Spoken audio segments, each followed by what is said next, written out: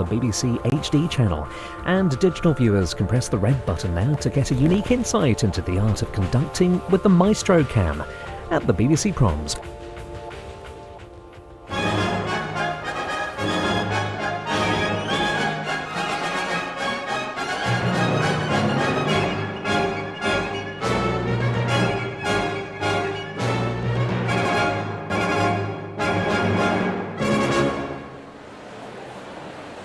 Welcome to the Royal Albert Hall for this prom celebrating the work of three great English composers, Edward Elgar, Frederick Delius and Gustav Holst. Hello, tonight's concert is being given by the BBC Philharmonic Orchestra under the baton of Sir Charles Mackerras. Sir Charles is a great favourite of the Proms audiences and a great supporter of English music. And the composers in tonight's concert are not just linked by the country of their birth, all three died 75 years ago in the year 1934. So let's remind ourselves of what was going on in that year. Unemployment reaches almost 25%, and breadlines are a common sight.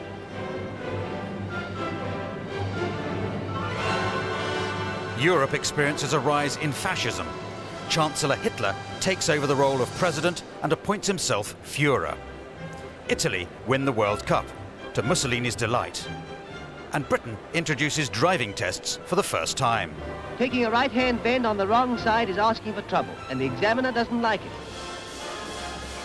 In America, infamous gangsters Bonnie and Clyde are stopped in their tracks. So that was the year that was 1934. But I'm joined here by two music experts to guide us through the evening, neither of whom was around in the 1930s, I don't think. Catherine Knight and Philip Shepherd. Good evening to both of you. A long time before you were born. Now, Catherine and Philip will be enjoying the music with me and talking about it as we go along.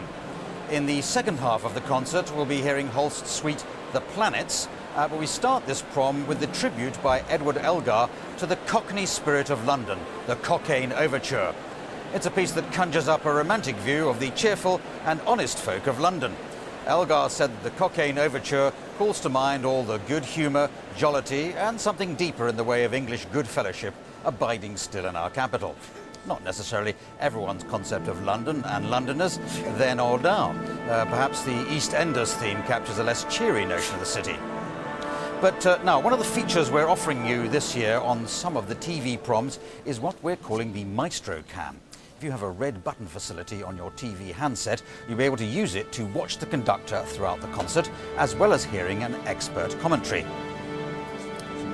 Sir Charles Mackerras will make fascinating viewing if you choose to press red.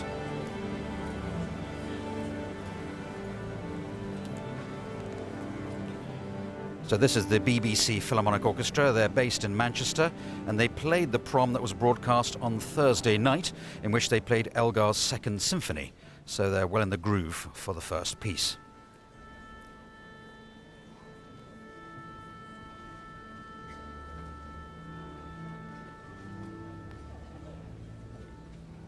The definition of a Cockney, technically, is someone who was born within the sound of Bow bells. Apparently research has been done to show that might have gone as far as 10 miles or even 15 miles at one time.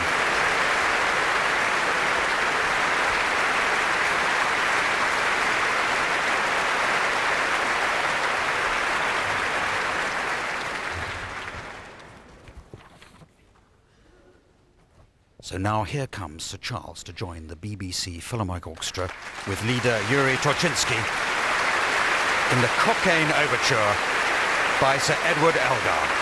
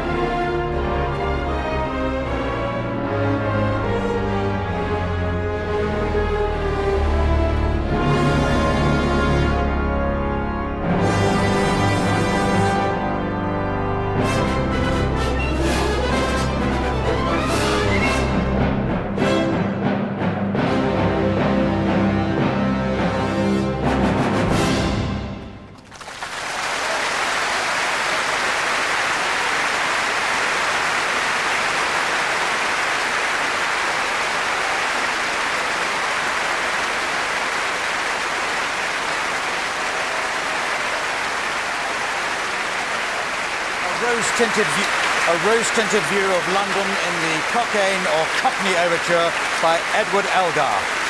Sir Charles Mackerras with the Manchester-based BBC Philharmonic Orchestra. The overture is a grand and sweeping gesture of affection by Elgar, who died 75 years ago this year.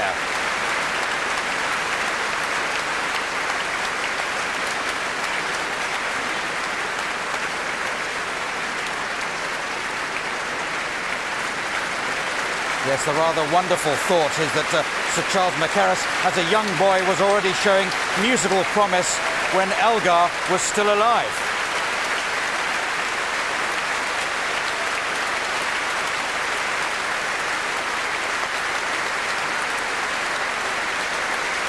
Charles Mackerras is an Australian, came to the UK after the Second World War. He's adopted the music of this country as his own. Amongst others, he's a great advocate of Edward Elgar's many recordings of Gilbert and Sullivan operettas.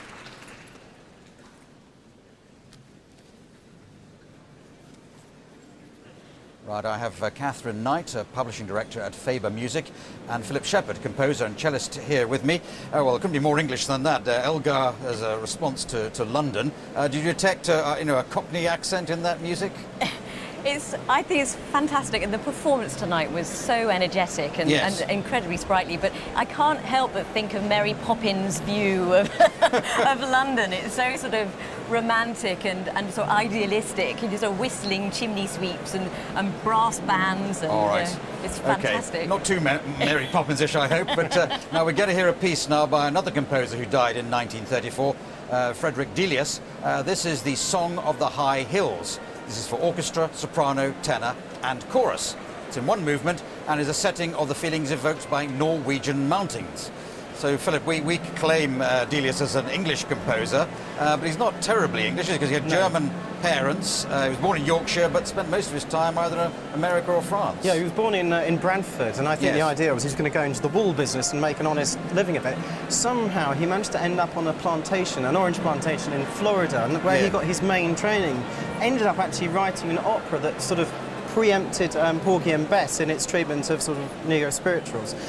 But he's a difficult person to label as English because he was sort of schooled in France, had great success in Germany and indeed Norway. So what about this piece here then? Oh, it's beautiful. I was just talking to Peter Dixon, who's the leader of the cellos, and the orchestra say they weren't familiar with the piece beforehand. What they love about it is very sort of diaphanous.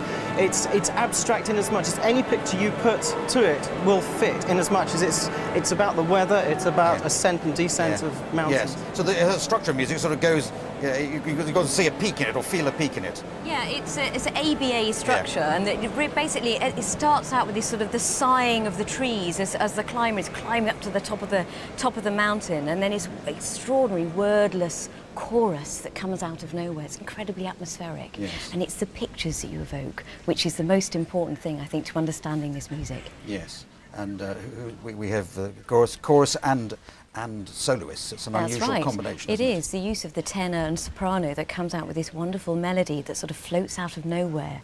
You sort of feel, I envy the walks he must have had. It must have been extraordinary, the sort of spiritual nature of this. Yes. Experience. Well, I think it's more normal to react to a pastoral scene or a countryside than a city, as in effect.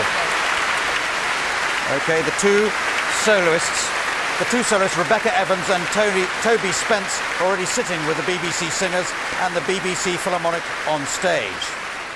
And here's now Sir Charles Mackerras.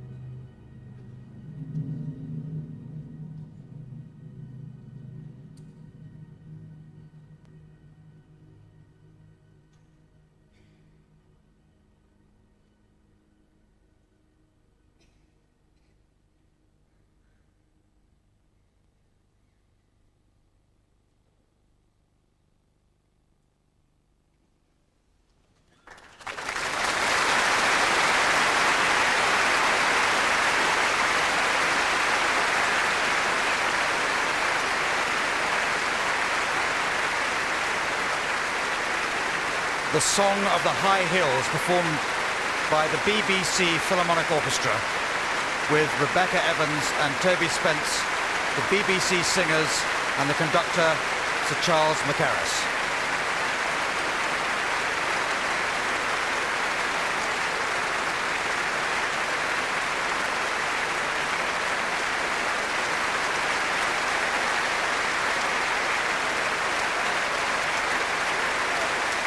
Charles Mackerras has been a consistent champion of Delius's music. Sir Charles is a man who seems to unlock the secrets of so many, some lesser-known composers over the years, such as Janacek, even our own Eric Coates.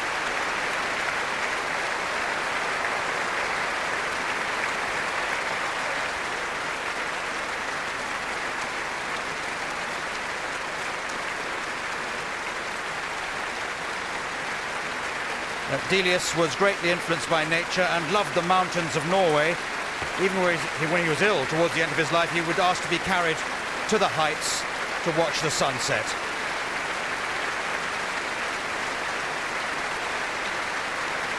So Sir Charles Mackerras is with Stephen Betteridge, who's the chorus master, to take his bow.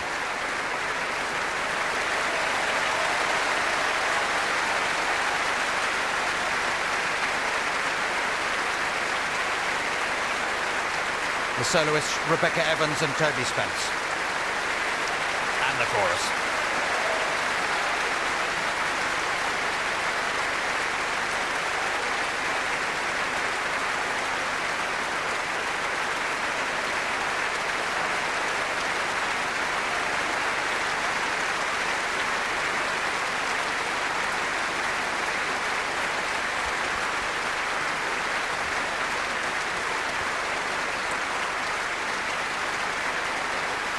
Before the First World War, Delius's music was more popular in Germany than Elgar's, at a time when English music was more widely performed abroad.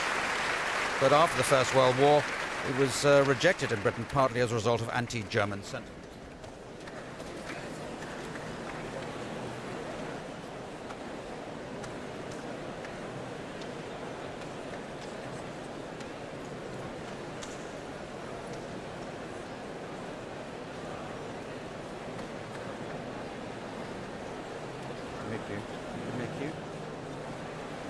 So Catherine Knight and Philip Shepherd are both still with me. What are your reactions to hearing that piece? You used the word sprightly further, but that was a reaction to nature rather than London. Marvellous work. It was an absolute revelation, that piece. Mackerras's interpretation was fabulous. You like him, don't you? I can tell. I really do. I mean, he's 84. Yes. I feel ashamed by the energy he brings, but his control of that fabulous sound from the orchestra, the images he conjured, there were so many. We talked earlier about vistas and the climbing up the mountains. They were on top of the mountain. And the sounds of the birds, and then that chorus.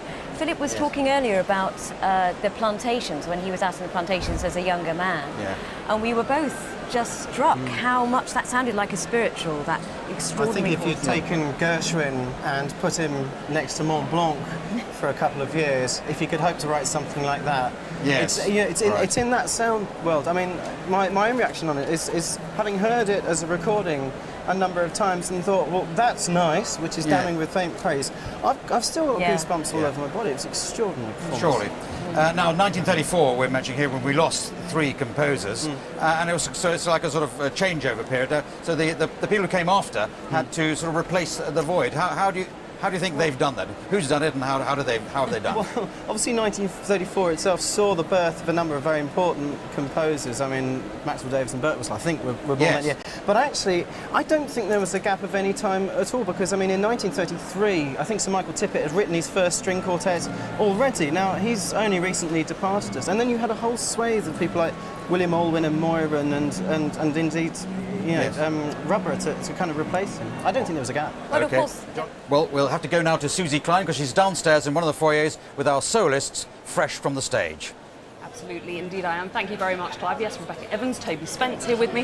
Thank you very much for coming straight off the stage and talking to us this evening. Most welcome. Pleasure. Onerous job to have to learn all those words, wasn't Oh, it, Rebecca? goodness me, it took forever, didn't it, Toby? And the text, you I know, know. very complicated text. Do you get half the fee if you don't have to sing any words, if it's just notes? Because obviously far Not. easier. Are you allowed to answer that? Of course not. I don't think I'm definitely not allowed to answer that, am I? Robert would be furious. Yes, he would.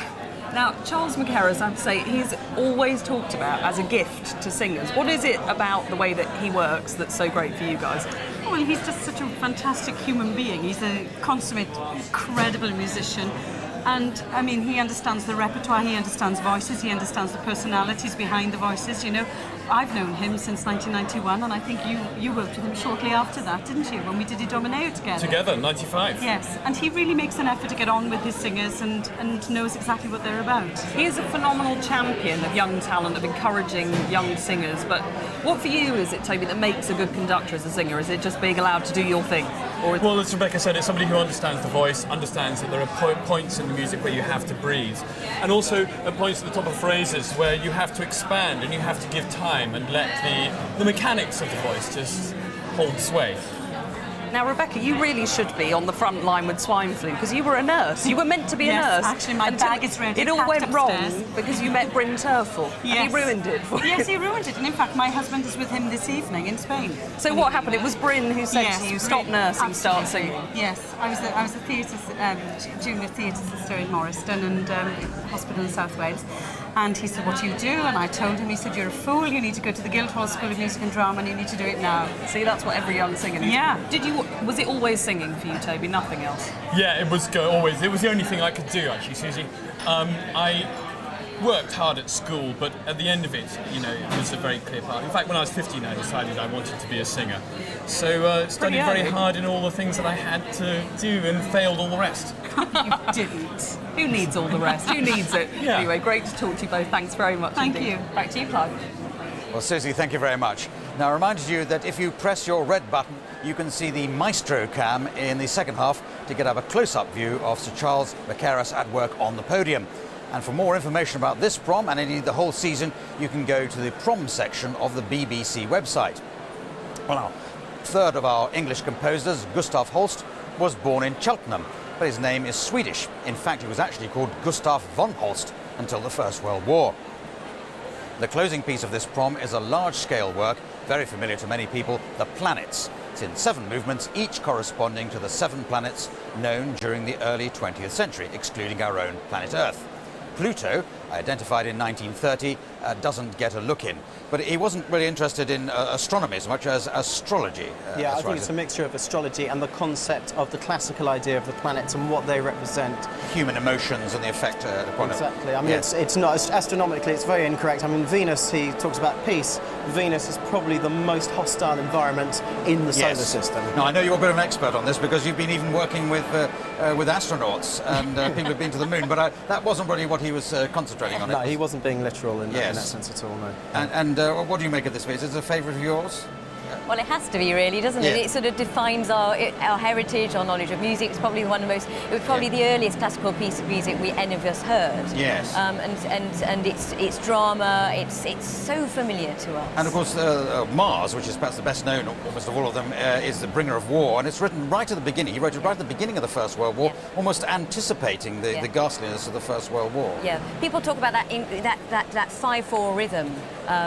That dun-dun-dun-dun-dun-dun-dun, that sort of, it's like the bringing on of war, mechanized warfare, that painting that picture, although it actually, as you say, preceded war. Yes. Very dramatic. And what about Neptune? They're very unusual features of Neptune. They relates to something of the Delius we had as well. Well, exactly. We've had a wordless chorus in the Delius, which is a great trick, and now something of a cliche in film music, and one has to avoid it at all costs. But he does it brilliantly, where he brings in an off-stage chorus, so you won't see them, but you'll hear them, and I think they'll be coming from the gallery. And it's one of the few classical pieces that fades.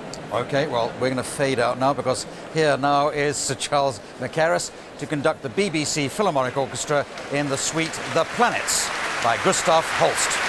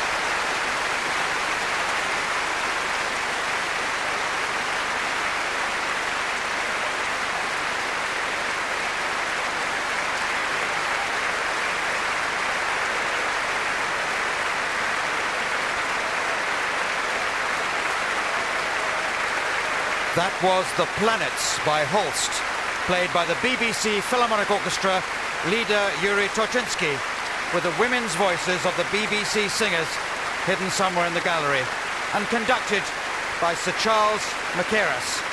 Stirring, large-scale music, plenty of recognisable tunes.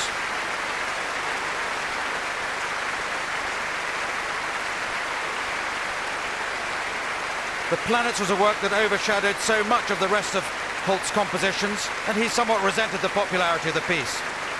Despite his fame and reputation, he continued as a music teacher, the music teacher at St Paul's Girls' School in London for the rest of his life.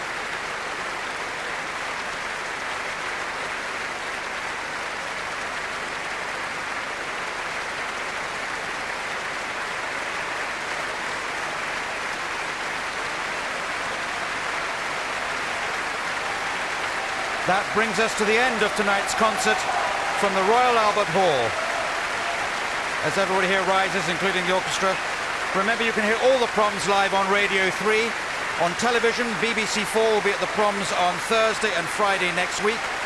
And please join me again next Saturday night here on BBC 2 for a prom featuring music from the MGM musicals. But from me, Clive Anderson, good night.